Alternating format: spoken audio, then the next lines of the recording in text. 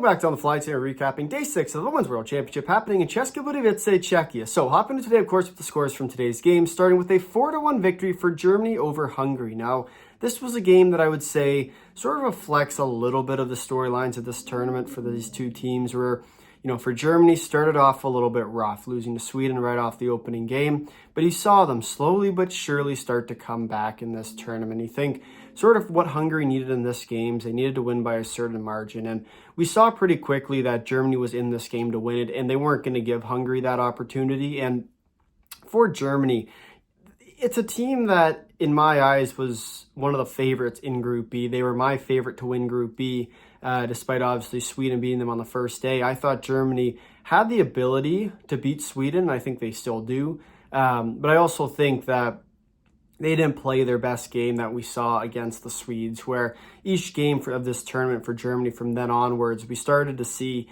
that game just become that little titch better for Germany. And of course, today ending with a big win over Hungary to lock themselves into a winner-take-all game against Japan tomorrow.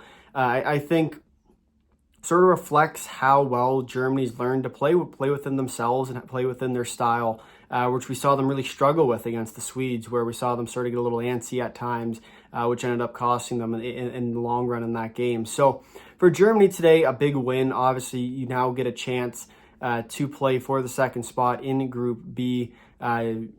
Doesn't matter that much. I don't know. You still either play the U.S. or Canada, which is always a tough game to play against. But what I would say is I'd much rather be playing Canada right now, especially after what we've seen from them at this tournament.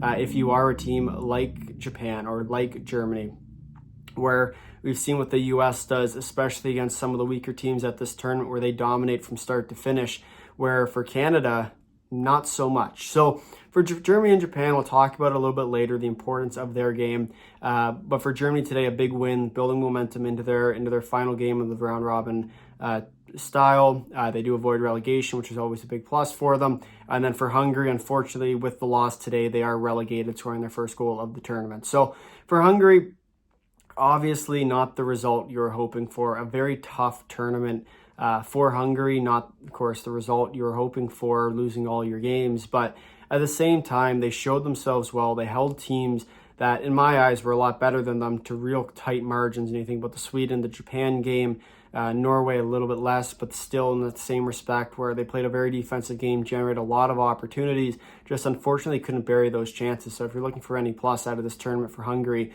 that is it, where you saw them play well and just unfortunately didn't have the puck luck to find the back of the net. So for Germany, they will, of course, move on to the quarterfinals, lock themselves in. For Hungary, they will be sent back to relegation. So that's what we got here for the first game. Moving on to the second game of the day between Finland and Switzerland, with a 2-1 victory for Finland over the Swiss. And this game was an interesting one, where coming into the game for Switzerland, they were without their captain, or without one of their best players, rather, in Lara Stalder. And in my eyes, seeing that, I thought, okay, this game's going to be a write-off. Chalk them up. It's going to be Finland 7, Switzerland 1, or maybe even 0, because they're not going to have their best player to score goals. And what has this tournament taught me to do except expect the unexpectables? Because yes, Finland won this game, but very well this game could have been a lot closer than it made out to be seemed, especially on the scoreboard. And we'll talk about the scoreboard quite a bit. Yes, Finland dominated play. Yes, Finland probably should have won that game by a lot more goals. But the truth is, Switzerland was ready for a dogfight, and they played their style well enough to be able to come within a goal in the final minutes of a game against Finland. So for the Swiss here, what I will say is that it was a well-played game from them. Yes, they lost. Yes, it still ends up in a loss in the column. But this game was exactly what the Swiss needed to do here to set the record straight and get themselves into a good trend heading into the quarterfinals, where they will be playing the Czechs. And we'll talk a bit more about the Czechs here in a second. But when you look at how the Swiss have to play, it is exactly like they did against Finland today. They have to wait around. Hopefully Stalder will be back. You never know what's going on there behind the scenes. But for Switzerland, they played a good game today without their best player. We'll see once their best player comes back whether or not they'll be able to find that success yet again. So For Switzerland, lots to hold your head high about in this one. For Finland, not quite the game you wanted going in to a tough quarterfinal matchup against Sweden, but it's always a good one when those two teams play, and you really can't complain about that matchup any day of the week. So that's what we got here for the second game of the day. We went now to the third game of the day between Canada and Czechia, and it was a 7-1 victory. Canada dominated play. They buried the Czechs.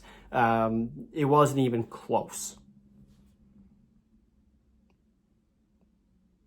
Yeah, it was very close, right till the end of the second period, and then the game opened up. But what I will say is another game where for Canada, I don't know. I just don't know. I don't know anymore. And yes, in the video where we did all the predictions, which you should go and check out, I had Canada winning in overtime 3-2 against the Czechs. And going into the third period, a 2-1 hockey game, I thought that was going to be the case. And it looked really good. And it looked like, for the Czechs at least, it looked really good. Like that was going to be the case where the Czechs were going to force overtime. And then in my eyes, probably end up winning it. But no, Canada comes to play in the third period and all is forgiven. I don't know anymore. This team makes no sense. They make no sense. 7-1 is your final. This game was tied after the first period, 1-1. And yeah, for Canada, yes, they win this game 7-1. Yes, if you're looking at the score sheet, and I know I've been fighting people on the Hockey Canada Twitter post comment section today. This isn't a victory to be proud of, I think. And yes, you end up winning 7-1, and that's likely all people are going to see. But if you actually watched this game, you know that this game is not a 7-1 victory for Canada. This game is a lucky to be alive for Canada, especially with the chances that the Czechs generated. You know, it was this close to being a completely different puck game with a bounce of the puck or a skip off a tip shot.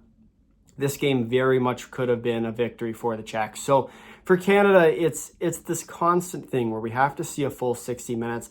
I don't think we've seen a full 60 yet. You know, you even think about the U.S. game where they started really slow. Very similarly in this one, yes, you can blame the back-to-back, I guess, but at the same time, you're going to have to win a back-to-back at some point in this tournament to get a medal. So I just don't know. And for Canada, they have to figure it out. For the Czechs, it was an amazing game through two for them. They played exactly as they needed to, and then the game just kind of got away from them, and then Canada came to play. So for the Czechs today, it was another good game against a powerhouse team. We saw them play well against the U.S. Couple penalties hurt them in the long run, but they really cleaned up their game today, and they played that physical style that they need to in order to beat these powerhouse teams like a Canada or a U.S., which makes me worried for the semifinals where we will likely see a combination, of course, assuming all the top seeds do go through, where you think 1, 2, 3, and 4, which we'll get to in a second here, but you're likely seeing a semifinal of US, Czech, Finland, Canada. I don't think that game is anything of a write-off. And I think, yes, Canada started this tournament hot, but Finland has caught themselves up pretty quickly. So something to keep an eye on here because I don't know anymore. I'm not confident Canada fan every time I watch this tournament because there's always something with this team that throws me off and they still go out and surprise me. So I'm hoping that's the case this year again. But there's something this year that I'm seeing the way the Czechs are playing, and I will say I am happy that they are not the third seed because I think that could be a major problem for Canada if they had to play them in the semis. But at the same time, you look at who else is coming down the pipe and they reseed in the semis, all of a sudden, if Sweden can beat Finland, which I don't think is as set in stone as people might think, you're looking at a Canada-Czechia semifinal, which to me scares me a lot, especially on home ice, on the playoff atmosphere, with confidence for this Czech team that they've already held Canada to a tight margin. Yes, the game got away, whatever, but they know they can compete with them now. It's going to be a dangerous game, that semifinal. So for Canada here, yes, they got the win. Yes, it looks good in the standings. Yes, they clinched second spot, get to play the winner of Japan and Germany. But I don't know. I am out of words for this Canadian team because they are constantly full of disappointment is how I'd best characterize this team as of right now. On to the news we go. With Hungary, they are relegated. So unfortunate for them, they will be sent back down to Division 1A. As for Germany, they are getting stronger and stronger. Their performances have been increasingly getting better since their first start against Sweden. We'll see if they can continue that against their game against Japan tomorrow and into the quarterfinals, where they will have a tough first round opponent, either Canada or the US. So I'm going to keep an eye on there. For Finland, game was a little too close, in my opinion, for them. Especially when you look at who was on the ice for the Swiss. I think the Finns should have taken it a little bit more, but nonetheless here they still pick up the victory 2-1 at that. As for Switzerland, they are also on the up and up again, and Switzerland is a team that, in my eyes, have been getting progressively better at this tournament. They played a really good game against Finland today. They're going to have a tough test against the U.S. tomorrow. Yes, the U.S. is probably going to rest some of their top players just because they can. But at the same time, it's a meaningless game. You don't want to take any penalties, any suspension-worthy plays. But I do think it is important for Switzerland to build that confidence and find their game, especially against a tough U.S. team, because they're going to be getting the Czechs in the quarterfinals. Never an easy opponent. So for the Swiss, on the up and up again. See if they can continue that success again in their game against the U.S. tomorrow.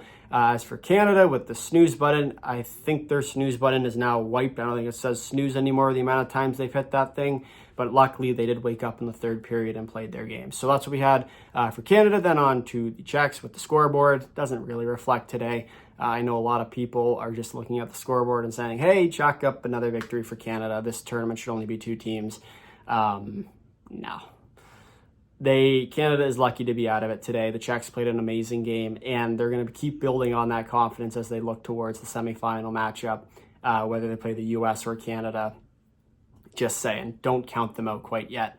And then as for Norway, they are also relegated today with the Hungary loss, with Germany now jumping above them. Norway cannot catch up regardless of their result tomorrow against Sweden. So that's what we have for the news. Flip over now to the standings, where we have the U.S. locked into first place with 9 points.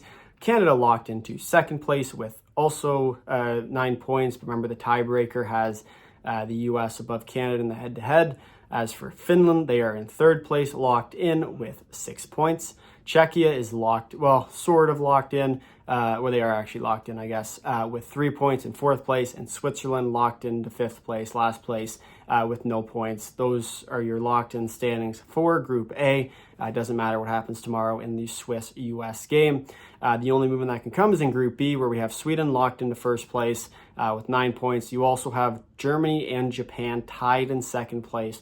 The winner of tomorrow's game between the two teams will flip each other. And that's really what you're looking for there. Norway locked into fourth place, can't move up. They are relegated in one of the relegation spots. And Hungary as well will also be relegated in last place with 4 regulation losses. So that's what you have in Group B. The only movement that we'll see in the standings is between Japan and Germany, which we'll talk about now. We won't talk about that one quite yet, but we'll talk about tomorrow's game starting on April 15th at 5 a.m. between Sweden and Norway. And this is a game I don't really expect is going to matter for either of these teams. I think for Sweden, it's a tone setter. I think you'll see them come out and play their game from start to finish, expect them to dominate play. But Norway is a team that has shown themselves to be able to capitalize on opportunities. And I think you'll see a lot of the top players of Sweden sort of getting a little bit more rest than what they normally would in a standard game. But for Norway, they're going to go out and play. They want to get the win and end the tournament with 2 wins that they weren't expected to get coming in. So for Norway, lots to play for. For Sweden, I'm not expecting too much, but definitely something to keep an eye on there. Then to the big one we go, 9 a.m. between Germany and Japan. This is a game that I expect both teams to bring their game, giving the slight edge to Germany, just the way they play, and especially in the physicality. I do expect that to be a problem for Japan, getting bodies to the middle of the ice and finding the back of the net. I think is going to be the real turning point in this one. I expect Germany to play a really structured defensive game, and I don't think Japan is going to be able to break through that structure. But at the same time, expect a tight game. I don't expect there to be many goals in this one, but I do expect it to be tight checking to the very end. So that's what we have at 9 a.m. between Germany and Japan. Remember, winner gets the second spot, gets to play Canada in the quarters. The loser of that game will play the U.S.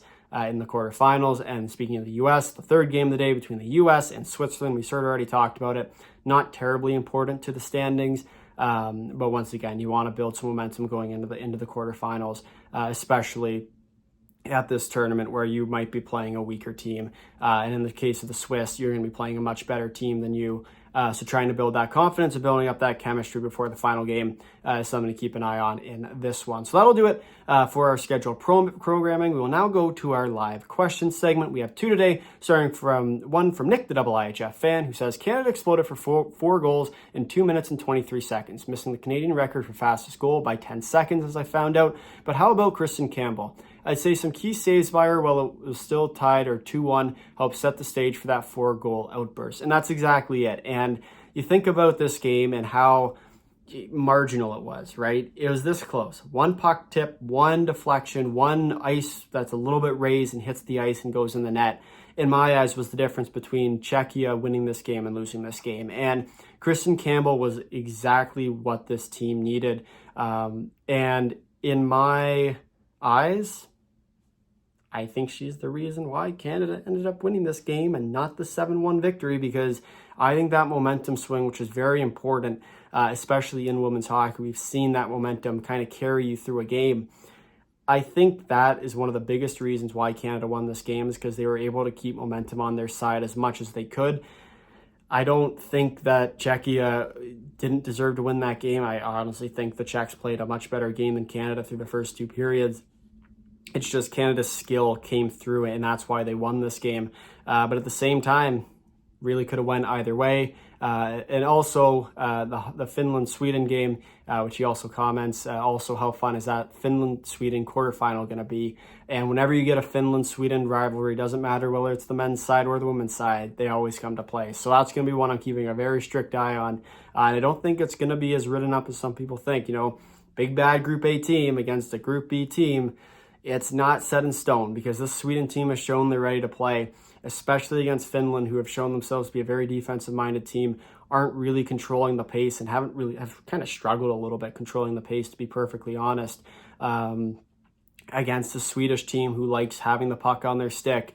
It's going to be an interesting one. Firepower versus defensive power, always one that I love to see. So that's what we're looking for Finland and Sweden. Then we have the second comment today from the New Jersey Wizards, or NJ Wizards, who says, based off your analysis, who do you think Japan has a chance of winning tomorrow? And what I'd say is, yes, I do. And I think Japan has a chance. I'm going to give the slight edge to Germany. I just think the way we've seen Germany play, especially the last few games, has shown me that Germany's in this to win this. For Japan, I have trouble taking Japan.